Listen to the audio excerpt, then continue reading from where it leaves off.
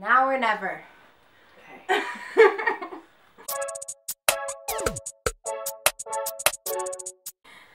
Alright, hi you guys, Aquaba, welcome to my channel. What is that, Aquaba? What does that mean? Welcome. Oh, wow. Y'all are already learning. This is an educational vlog. It is, but it's not a vlog. It's a video. It's okay. See, I don't know much about anything. It's okay. We're all here. We're all learning. We all are.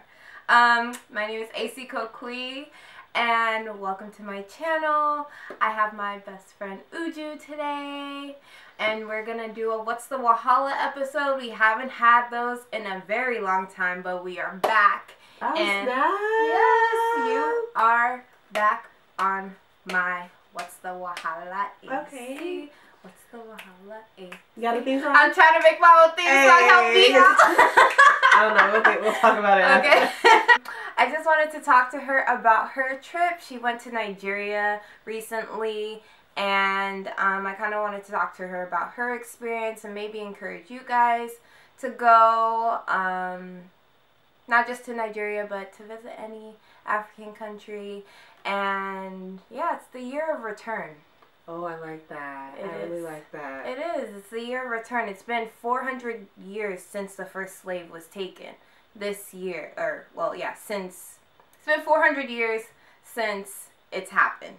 So, do you want to tell the people where you're from? Yeah.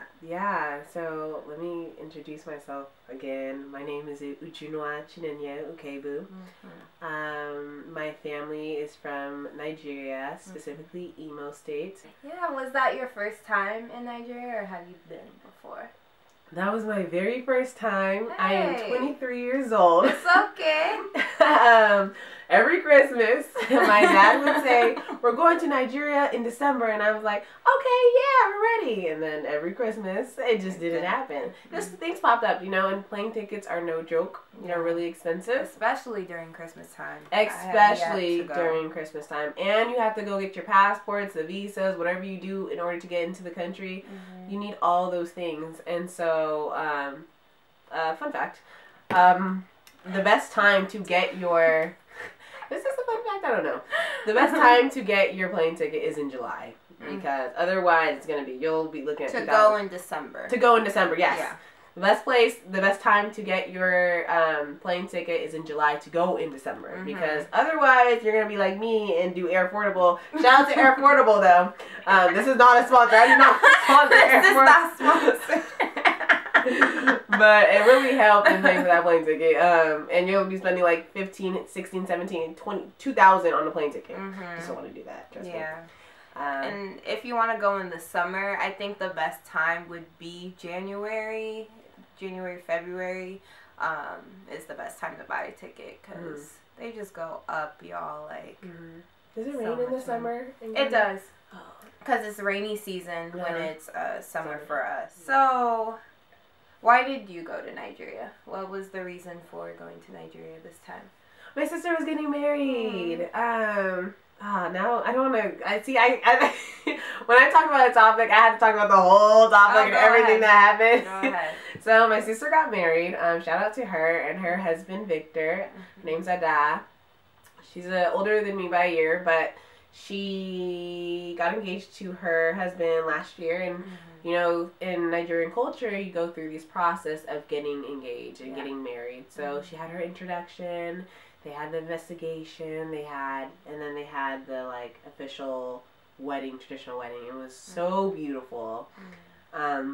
She's also having an American wedding, but she really wanted to do the traditional marriage, and my parents wanted her to do the traditional marriage, so she had to do the traditional marriage. It was amazing. It was way more, like, festive and way more, like, deep and spiritual than I thought it would be, and it was just, like, I was really taken aback about how many people was so excited and so joyful over this occasion. And like, I mean, it's a wedding too, so it's of course, but like, it was just all of the, like, the confetti and like the hoorah about it was just, it was a lot, and it was great. It was a good a lot, you know. And so, yeah, I was there for that. Also, just connecting with family. It's really popular to go during Christmas time. To go to Nigeria during Christmas time. It's super festive. It's not like Christmas here in the U.S. It's not at all. Like it's not about like the presents or the Christmas trees or the lights. It's more so about just being with family, visiting people, and just saying hello, and like just coming together and just communing. Yeah. What was your what did you get to do in the wedding? What was your role? So I'm the maid of honor. It was strange because I didn't really have a specific role in the traditional wedding. Okay. We kind of just made sure she was comfortable and she had everything she needed. What would you say is like the difference between a traditional and an American or a white wedding? We call it white wedding. Yeah. Oh my goodness. Okay. So first of all, like, the amount of people, because we the house and the compound and things of that sort, and you have the neighboring people that live there and just like just hanging around and stuff like that. But the amount, and like I didn't see a lot of people before the wedding, but on the day of the wedding, all of these people came. Everybody come out the cut. Everyone came out the cut. It was so like incredible. It was just like people like introducing themselves, like, hi, I'm this person, hi, I'm this person. I'm just like, wow, okay. People were setting up like our compound. It went from being like just this empty place with just the house and the gates and stuff like that to this whole like chairs were being set up. Everyone was pitching in. It was like the goat was sitting on the the goat was sitting in the back, like ready to be. Oh, poor goat, poor Billy. That was my friend. But you named Billy? Yeah. Oh, my first goat was Billy. Billiana. They let him go though. Oh really? Yeah, I was really happy. Died, though. Oh my goodness, yeah. I get attached to my animals. I would too, I feel that. But anyway, yeah, there was a lot of people that were just helping, and like my sister had makeup artists and things of that sort. So she was getting ready, and like the groom and all the people that were helping out and the people that were attending came. I didn't really see a lot of the preparation just because I was getting ready myself. Yeah. She had Ashabi women, which are women that basically escort the brides, because they're kind of like bridesmaids out here. And so we had like the same attire on. We did a kente cloth actually attire, and then we did the pink lace. So it was really nice. There was 2 occasions where we had to walk her out. First, we danced out in the Ankara, and sorry, Kente. It's okay. Oh my goodness. I'm so disrespectful. Okay. So we wore that, and then we danced her out in that, and then we danced her out again in the pink lace. So that was cool. When we were wearing the pink lace, that's when they have this tradition of having to find him. First, she presented the palm wine. To, I think it was my dad. Yeah. I think it was like asking him and my dad actually. They were like, I don't want to get this wrong, so let me just say she offered them palm wine. Right. And then they drank, and then later for the second intro, I should have asked her before I came on here. Wait, what's palm wine for the people that don't know? Shoot, I don't really know, but it comes from a tree. Yeah. So palm wine is basically coconut, right? Like this coconut, like it's alcohol. We were arguing like is alcohol? It's not, because Glechi, who does not drink alcohol, she was so mad. It's fermented. Yes, alcohol is fermented anyway, but it's fermented. It comes from the tree. Completely healthy. Yeah. Like it's not the typical alcohol here that'll like burn your throat. Yeah. No. It's completely like very natural and healthy, and like she said, fermented, like straight from the tree. I literally saw them. It's so strong, and it come down. But it's so strong. It is strong, and it's like they still had the branches, the little tree bird thing. I don't know what they call it, but it was in there, and I was like, wow, this is real. Yeah. Real organic. Many questions. I just drank. We have a palm tree at our house, or I think. What? Yeah, my dad got some palm wine from it for my auntie's party. Wow. And so we had a bucket of palm wine, and we just took that it there. is so nice. Yeah. It's definitely an acquired taste though. It is. I don't like it. The first time I drank it, I said, "Did someone pee in my cup?" No, it's not. No. And then I started. I was like, "Yeah, it kind of tastes well."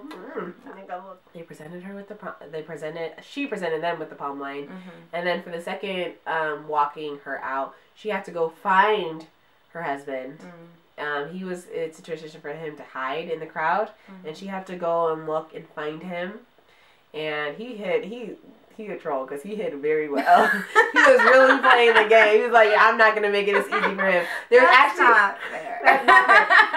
It was funny because at one point I was looking for him and I was like, and then I spotted him like 5 seconds later, and he's like, he literally shook his head like, don't look over here because then she's gonna find me. I was like, oh, you're really playing the game. Oh my gosh, this is not how to go see it. So they were playing Ada by Flavor, and she was like dancing around looking for him, looking for him, and then literally perfectly at the end of the song she found him, and it was just a super cool transition. I was like, did she know on purpose what happened? And she's like, yeah, it just happened.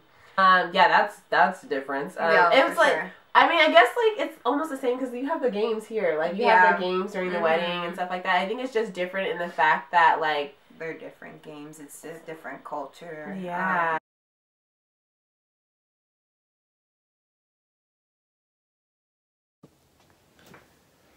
All right, y'all. Had to switch cameras. Yeah. Had to switch cameras. My memory card crashed, so it's okay. We're gonna work with what we got. At one point, we had to. Oh, this is the last part of, I guess, the steps. So I saw 3 steps. I'm sure there was more that I just didn't catch, but the 3 I saw was 1, giving them the palm wine. Yeah. 2, trying to play hide and seek. 3, I'm disrespectful. It works. It works. I'm just trying to give y'all like relate. Yeah, let's relate. Right. And 3 is that she goes to her husband's place where he's from, and so he's Ingwa.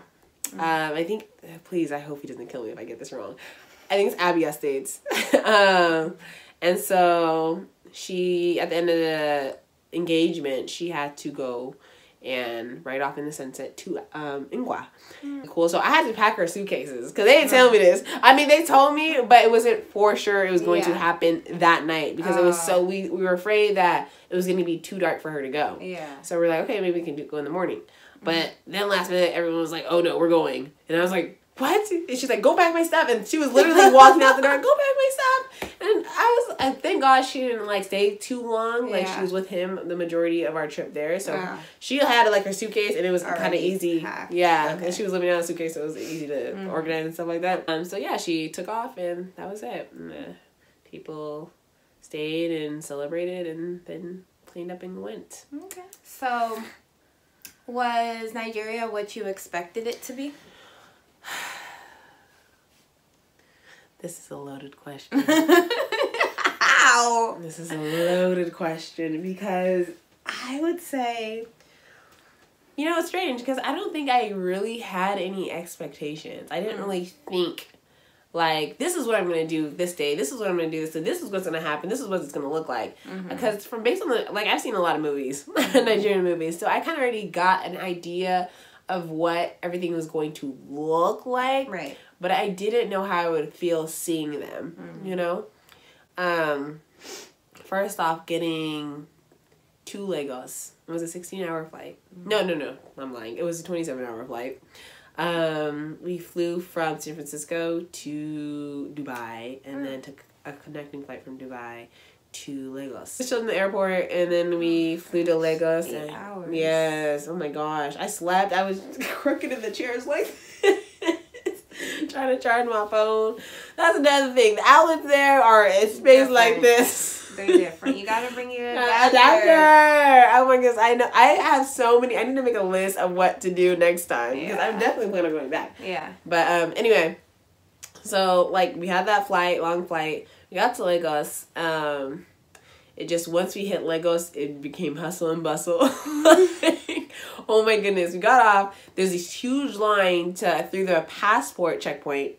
And so, like, there was, like, differences, like, a visa here, passport here, or whatnot. I had my passport. There's a long line. And then when I got to the main place where you get your baggage, it was like the Hunger Games. Like, there were so many people, and it's like they decided to wait until everyone was out of that long line to start releasing bags. Oh my goodness. Like, no, absolutely no shade, but it took so long.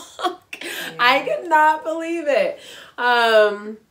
Yeah, I was like, wow, like, this is a lot. But it was great because people were helping me out. Like, there's a woman next to me. It's like, is this your bag? And she put it next to me. I was like, thank you. Like, they was tossing back. Like, this is yours. Yeah. Just tell me which one is yours. That's a sport. Yeah, it was really lit. And we had teams. That's the best part. Like, is this yours? Okay, cool. Is this yours? Okay. Yeah. One of the first things I realized getting there, and, you know, my mom and parents, like, family warned me about this, is, like, you know, it's a hustle. It's literally a hustle out there. Yeah. Everything's a hustle. Everything is, like, exchange. You know, exchange for, like, if you need help, all right, you know, are you going to pay me, or what can you do, right? And so, getting a cart to push the luggage cost money, like, getting help and stuff like that. It's just, like, it's a hustle. So I understand, like, that was the first, like, major thing I realized, like, dang, like, everything is, like, exchange, like, exchange of goods in some type of way. You know, you have to bargain. It's a bargain culture. Like, you can't just accept the first price. You have to try to bargain it down. And so that's the dope thing I learned out there, is try to, like, learn how to bargain. Please, 10. No, I can't do 20. No. Yeah, 10, no. And then you have to walk away at some point. And they still are adamant about keeping their their set price. Then you gotta walk away. And they're like, hey, madam. Wait. 50. Then you're like, give me 40 now. What are you selling? And so it was really nice. Oh my gosh, it was really great seeing how the bargaining skills. So my aunt... It's entertaining. It's very entertaining. It was very entertaining. My aunt is a champion bargainer. I tried to take her everywhere I went to the market. Like, come, I need you to bargain. Yeah, I would bring my cousin. I'm like, you're coming with me. Yeah. We need to bargain. Yeah. Most of the times it worked, sometimes it didn't. And like, when we did the walk away bit and he didn't call us back, I was like, Auntie, I really wanted that sketch. He's like, you really want to do that? I said, yes. And she went back, she's like, okay, give me. Oh, yeah. I mentioned the hassle while we were driving to the village. A lot of people on the road selling things, because the cars, like, you know, the cars were moving slow. We'll talk about the cars and the driving situation later. Oh my goodness. But the traffic was pretty slow, and so, like, people were at the windows. That was an opportunity to sell things. And so, like, I thought it was interesting because if you made eye contact, that means you wanted to buy something. Yeah, no. Look down. Yeah, exactly. Which I don't know, I felt a little at odds with, because I'm like, I just want to, like, acknowledge you. Yeah. But, like, if I'm making eye contact with you, that means I want something from you. Yeah. Or if you're making eye contact with me, that means you want to sell something to me. Yeah. And I was just like, that's... I just want to look at your face. I want to say hi. I want to say, hey, well, how you doing? But it's more so like, well, what do you want to buy? Like, so, like, there was one picture I took where this man is, like, looking in the window, and my mom's, like, looking forward, and he's, like, I think it was cabin biscuit in the window, and he's, like, looking like, are you going to buy this? And I was just like, wow. He couldn't have been more than, like, maybe 16. And, like, there are kids as young as 8, 7, 6 out there selling foods and goods and stuff like that. And I was just like, wow, this is so different. Like, it's just different. Like, kids are, like, working.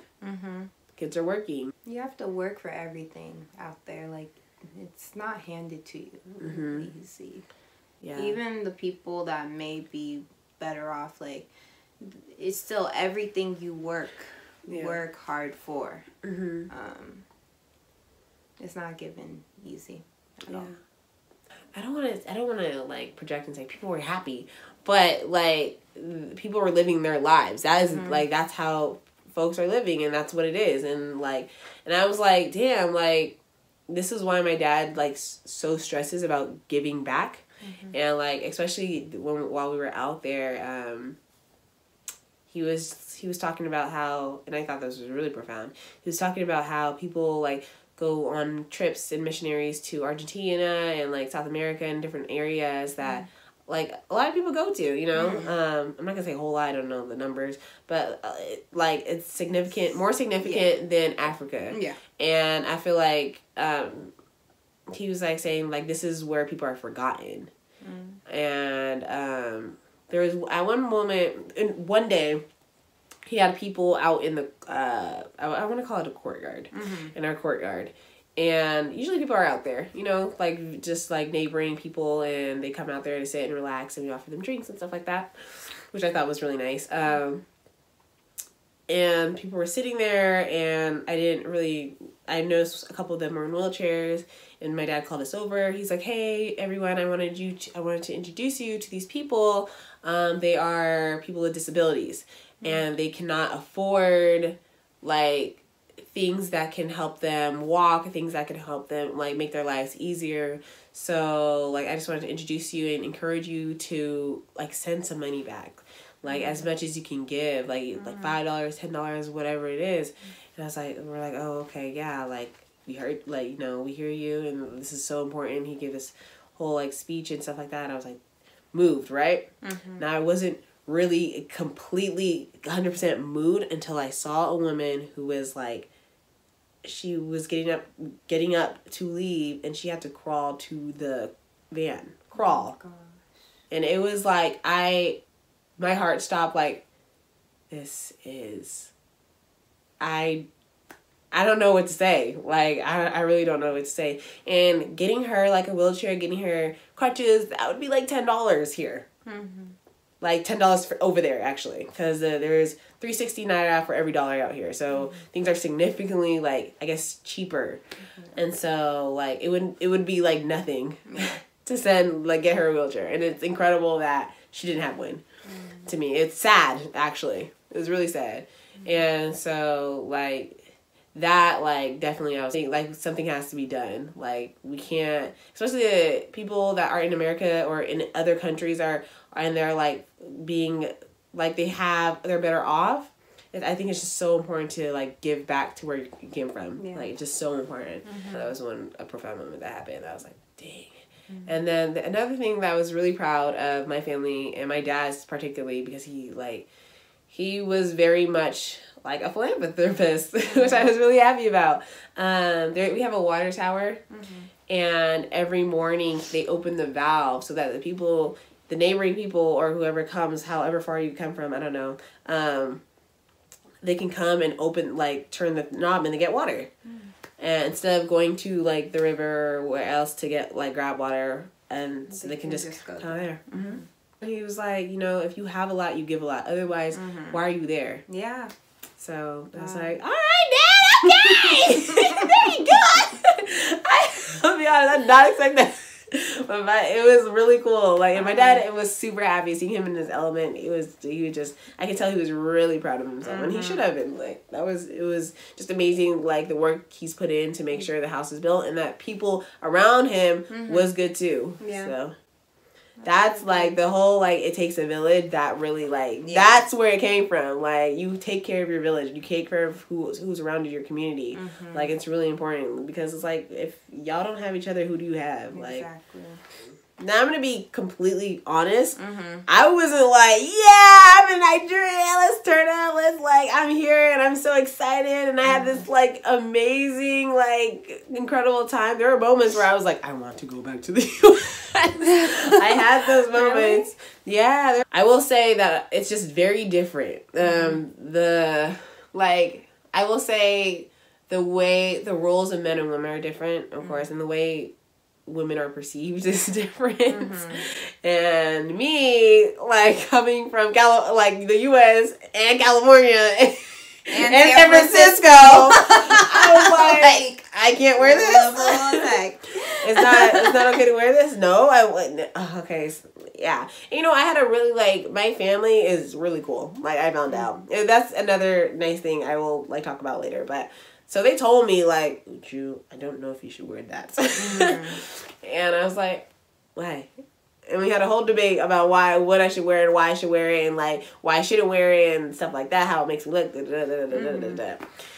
like it was really healthy. I mean, we didn't really like come to a consensus, but we heard each other, which was great.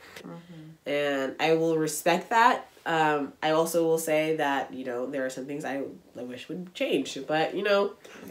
Yeah, it was mostly for me. My family wasn't saying much. My auntie didn't care, and we would just go walking, but the other people on the street would be like, It's definitely changed. It definitely has. It definitely has. I would say that because I've been going since I was basically 1 year old, and I've definitely seen the change in how people have been allowed to dress. Not allowed, but just like accepted, you know? So it's changed, but we could do better. There were there were some downs, but there was a lot of ups. There were a lot of ups, and there were a lot of things like I really like admired, and I really found like astonishingly like great. There were so many, and I was speaking about this with someone else, but there were so many like monuments. There were so many places where like historically important, and like and statues, and I was like, wow, I was like, I have never seen this. Like, this is so cool, and I don't know like how it is preserved. And there has been like talk about like Nigeria not being as like for tourism as Ghana is and stuff like that. And I thought that was interesting. I could see how it's true, how people may think that. Ghana was built in a way that it was built for tourism. So when Ghana was being built and they were building all the buildings, and I've said built a lot of buildings. Sometimes that's all I can right. But yeah, it was just built in a way where people could come and the tourism and all that stuff could be appreciated in that way. So that's how I believe it was Kwame Nkrumah, the first president. That's how he wanted to present Ghana off to everybody. So in a way that that is so everyone cool. could enjoy. I did not know that. Wow. Yeah, I don't think Nigeria is like. It's okay. and that's perfectly fine. Honestly, I was thinking about it. I was like, okay, I can see the pros and cons to it, you know? Particularly me, I liked it. How it was. I just personally, just from my own like perspective, I thought it was really amazing what I saw. Yeah. And so I just like coming from America, I just wish people here can see it as much as I saw what I saw and have the opportunity to see as much as I saw. So what do you want people to know about your country? What do you want them to know that you may not have known until you went there, or something that you already know that you just want them to have the knowledge of? There's a lot of people forgotten out there, and it's really important, especially for the young first generation Nigerians here in America or in the UK or wherever else, that you have the resources, you have the tools to make a difference. I would say it's so important to give back. Yeah.